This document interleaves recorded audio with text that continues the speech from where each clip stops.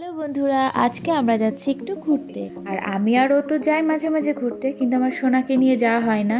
তো এই প্রথম আমি ওকে নিয়ে এই যে বেরোচ্ছি।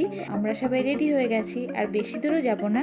সামনে একটা নার্সারি আছে, তো সেখানেই যাব। ওকে বলেছিলাম একটু গাছ কিনবো। তো এই যে চলে এসেছি নার্সারিতে। এসে দেখছি পুরো সেম গাড়ি আমাদের গাড়ির সামনেই দাঁড় করানো আছে, মানে গেটের ঢুকতেই দুপাশে দুটো সেম কার। তো দেখতে খুব ভালোই লাগছিল। যাই হোক, নার্সারিতে চলে এসেছি।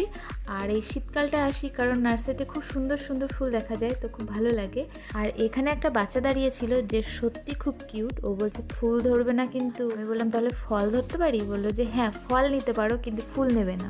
ঠিক আছে। আর এই যে এই জায়গাটা যে আমার সব থেকে প্রিয় এই নার্সারির ভিতরে, আমি এই জায়গাটার জন্যই আসি। আর এই ফুলগুলো এই সময় ফোটে। আর এখানে অনেক টাইপের অর্কিডের গাছ আর পাহাড়ি এলাকার গাছ, মানে একটু দামি দামি গাছ রাখা আছে। আর এই দিকটা তো আসতেই হবে কারণ আমার প্রিয় ফুল অর্কিড।